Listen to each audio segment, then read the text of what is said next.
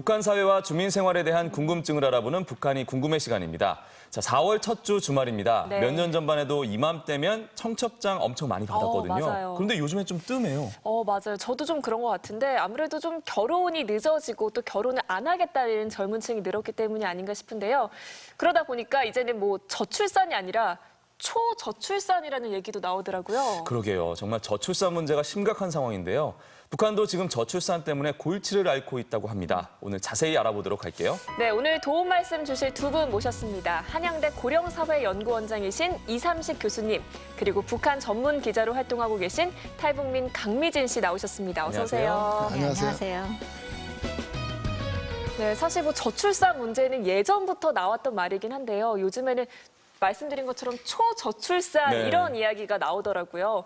현재 우리나라 출산율 이렇게 수치로 보자면 어느 정도인가요? 작년도 처음으로 아마 역사상 통계청에서 이제 1970년부터 이 출산율 통계를 내는데 네.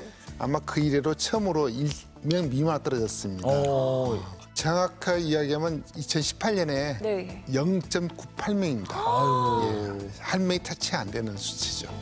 지금 이런 얘기를 들었을 때 강미진 씨가 좀 살짝 깜짝 놀라셨어요. 왜 그러셨어요?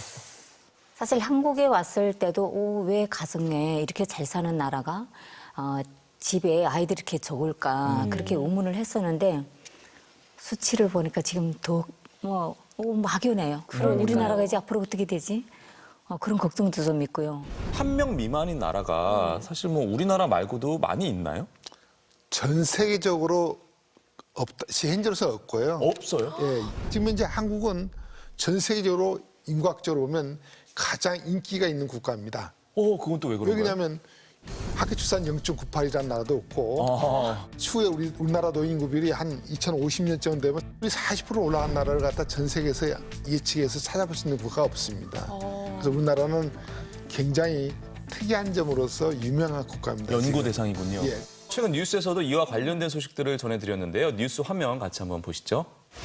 2028년 5,194만 명으로 정점을 찍은 뒤에 2067년에는 3,929만 명으로 4천만 명 밑으로 떨어질 것으로 보입니다. 특히 인구가 감소하기 시작하는 시점이 중요한데요. 2029년으로 지난번 조사보다 3년 정도가 더 빨라졌습니다. 이렇게 되면은 굉장히 사회적으로도 타격이 굉장히 크겠죠? 당연히 교수님. 지금 일할 사람이 많죠. 올 일자리가 없어서 문제인데 저희들이 예측해 보면 한 2030년대 초에는 베이비 세대들이 다 노동시에 빠져나오고 나면 그만큼 이제 일할 사람이 더 부족해지는 이런 문제가 생기는 겁니다. 뭐 심각하게 이야기다면 아마 젊은 층들이 미래에는 아마 이 세금이라든가 연금이라든가 보험 부담 때문에 아마 한국에서 못 살겠다 해서 아마 한국을 탈출하는 탈코리아 이런 현상도 발생할 수 있는 여지가 있습니다. 사실 뭐 저출산이라고 해서 늘 이제 뉴스를 접할 때마다 남의 일처럼 받아들였었거든요. 그러니까요. 근데 지금 겁이 날 정도로 사회적인 순환이 안 될 정도로 좀 겁이 나기도 하는데요. 저출산 문제, 남한만의 문제는 아니라고 들었거든요. 북한도 저출산 문제 이야기가 나오고 있다면서요. 최근에 여러 가지 자료를 보니까 1.9명 정도로 떨어졌습니다. 그래서 일단은 뭐 이렇게 아직은 그 서서히 떨어지고 있지만 이제는 보통 우리가 학교 출산 2.1명 이하로 떨어지면 저출산 사회라고 하는데 북한도 이미 저출산 사회 또는 저출산 국가로 부를 수가 있습니다.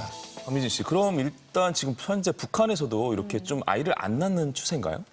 대부분은 안 나오려고 하죠. 이제 그 북한의 출산율은 시대별로 좀 갈라봐야 될 필요성이 있는데요. 네. 70년대, 80년대 이전까지는 한 세대당 5명 이상의 자녀들을 키웠었죠. 네. 그때 당시에는 이제 중앙 공급의 식량이나 뭐 이제 돈 같은 게 다 제대로 공급이 됐었고요. 그 이후부터 저희가 결혼했던 시대죠. 이제 90년대 그때부터는 국가 공급 체계가 다 무너진 상태이기 때문에 그때부터 한 10여 년간을 모든 세대들에서 한 명씩만 낳았어요. 그러니까 저희 가정의 경우를 놓고 보면 저희 때는 저희 가정의 형제 자매가 7명이었었는데요. 그 7명이 다 가서 한 명씩밖에 안 낳는 거예요. 그러니까 엄청나게 이제 많이 줄어든 상태고요. 이게 뭐 경제적 이유나 뭐 여러 가지 이유가 있겠죠? 젊은 여성들이 결혼을 한 후에 바로 시장에 진입을 하거든요. 그런데 결혼과 동시에 출산 계획이 있거나 또 계획이 없어도 이제 출산하게 되는 그런 경우가 있는데 그렇게 되면 생계가 타격을 받게 돼요. 네. 그런 생각에서 장사를 하는 대부분 여성들이 좀 출산을 꺼릴 수도 있죠. 나는 꺼려한다. 이마만큼 돈을 벌어놓고 그 다음에 아이를 낳겠다. 뭐 이런 계획도 있을 수 있는 거죠.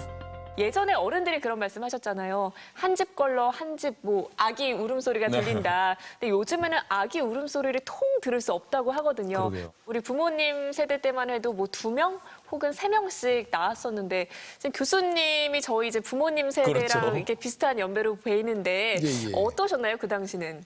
국가가 정치를 억제하기 위해서 막 출산을 억제한 시기에 저를 출산이 되다 보니까 저희들 뭐 보통 저희 친구도 그렇고 저도 그렇고 보통 보면 2자녀 정도?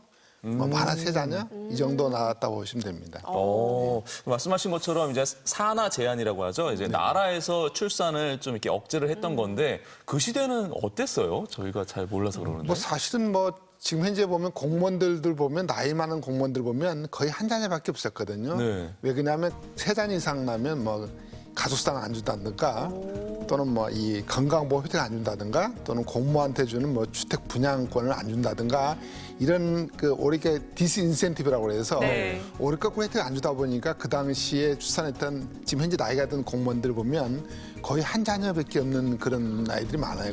그때 그 시절 하면 준비해봤습니다. 함께 보시죠. 짤랑짤랑 딸랑딸랑 두 아기 우리 집 딸아들 구별 말고 둘 만나 잘 기르자. 이런 이 표가 보이네요. 저 아역 혹시 누군지 아시겠어요? 어린 강수현 씨인데요. 어린 강수현 씨를 볼 수 있는 1970년대 가족계획 광고입니다. 언니 커서 모델래? 난 과학자 된다. 너? 난 배구 선수. 가족 계획으로 귀여운 당시 강력한 산하 정책과 함께 2자녀 낳기 캠페인을 펼쳤습니다. 잘 기릅시다. 이번엔 80년대 가족 계획 광고인데요. 많은 것만이 좋은 건 아닐 것입니다. 사람이 사람일 수 있는 건 생각하는 능력, 그리고 참된 행복을 추구할 권리를 가졌기 때문입니다. 하나씩만 낳아도 3천리는 초만원. 80년대 와서는 한 가정 한 자녀 낳자고 장려를 합니다. 자, 이렇게 우리나라에서는 산하 제한 정책을 굉장히 활발히 했었네요. 지금 0.98명 출산율을 놓고 봤을 때는 산하 제한을 뭐 너무 심하게 한 건 아닌가 이런 생각이 드는데요. 아마 나이 든 이 세대들 보면 예비군들이 사실은 이 정관 시술을 하면 맞아요. 빵하고 우유 주고 집에 쉬라고 하는데 이것이 사실은 출산이 높았던 시기에 때 나왔던 정책이 아니라 오히려 출산율이 2.1명 이하로 떨어졌을 때 나왔던 정책입니다. 정부가 정책을 갖다 멈추거나 또 완화시키면 오를 거꾸로 애를 더 많이 낳을 수 있다 이런 우려를 했기 때문에 정부 정책을 강화시켜서 현재 오늘날까지 이 출산율이 굉장히 뭐 초저출산으로 이 사실 진입하게 대한 어떤 이 정책의 실기였다 이렇게 볼 수 있는 시기라고 볼 수 있습니다. 근데 뭐 남한도 그렇지만 북한도 지금 저출산 문제로 골머리를 앓고 있다고 하는데 북한도 예전에 이런 뭐 산하 제한 정책이 있었나요? 북한에서 그 산하 제한을 약간 이제 장려를 했던 게 아마 80년대가 아닐까 싶어요. 네. 그럴 때 이제 일부 가정들에서는 어떤 얘기들이 있었냐면 하나 아니면 둘을 낳아서 알콩달콩 키우자. 그 셋 낳으면 부담스러운 상태, 넷을 낳으면 미육하다라는 그런 그 표현을 했어요. 미육하다는 게 뭔가요? 둔하다는 표현의 이제 일종이라고 보시면 되는데 그 정도로 이제 아이들을 많이 낳는 그런 가정들을 조금 이제 비하한 그런 게 있었습니다. 저출산의 원인이요. 말씀하신 것처럼 뭐 사회적인 정책도 있고 그리고 뭐 시기적인 뭐 그런 이유들도 있겠지만 사실 최근에는 정말 여러 가지가 결혼을 하기 힘들게 만들고 있습니다. 이게 결혼하기가 정말 겁이 나요. 강미진 씨 아이들 있죠? 저 있습니다. 네. 네. 몇 분 계세요, 자녀분? 저는 뭐 90년대 중반에 결혼을 했던 세대이기 때문에 그때 당시에는 뭐 한 명 낳아서 구미야 오기야 키우자 이렇게 이제 다 얘기가 됐던 시기여서 저는 한 명 지금 키우고 있습니다. 네. 혹시 따님 아니면 아들? 이제 딸애가 지금 25이거든요. 네. 네, 저는 내년에 결혼시킬 겁니다. 너무 빠른 거 아닌가요?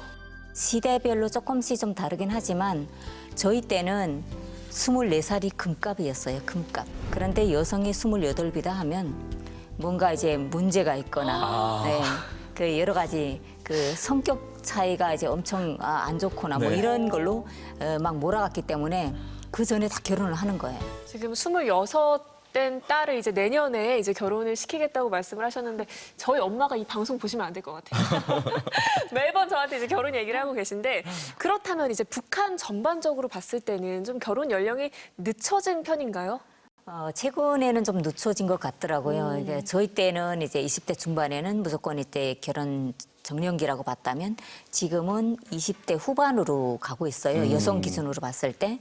그리고 이제 그 남성 기준도 이제 좀 늦어지는데 그 북한이 그 결혼 연령대를 조절하는 것도 북한 군하고 또 이제 연관이 됩니다. 군이요? 남성들이 다 이제 네. 군대에 가게 되잖아요. 그렇죠. 네. 그런 환경에서 이제 제대 연령을 27으로 하냐 아니면 10년 동안 이제 11년, 12년 이렇게 30살까지 끌고 가냐 이것도 문제가 되는데 이제 사회 나면 부모들이 그동안 준비했던 이제 그 해가지고 자녀를 이제 결혼시키게 되죠. 와, 이게 지금 듣고 보니까 사실 북한에 저희가 하나 잊고 있었던 게 이 군복무 기간이 무려 10년이나 된다는 거죠. 그렇죠. 그래서 이 북한의 결혼 연령을 늦추는 원인이 되기도 하는데 저희가 여기서 아주 재밌는 화면을 준비해봤거든요. 함께 보시죠. 제대 군인들을 위한 북한판 우정의 무대입니다. 방송에 출연한 군인들 중에 유독 나이가 들어 보이는 한 병사, 32살에 제대를 하게 됐다는데요. 전여동무 이름은 어떻게 부릅니까? 니충실입니다. 니충실.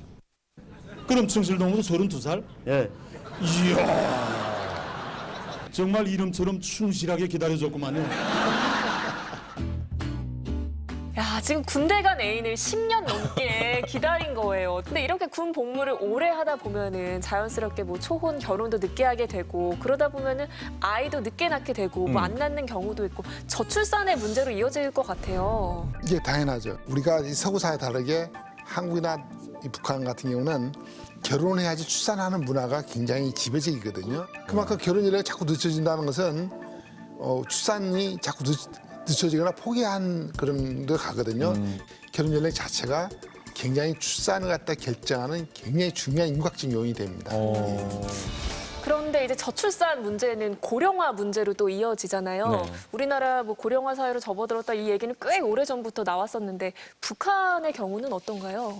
북한은 보니까 통계를 보니까 2003년에 고령화 사회에 진입을 했더라고요. 다만 고령화 사회에 진입했는데 고령 사회로 가는 시기는 굉장히 늦습니다.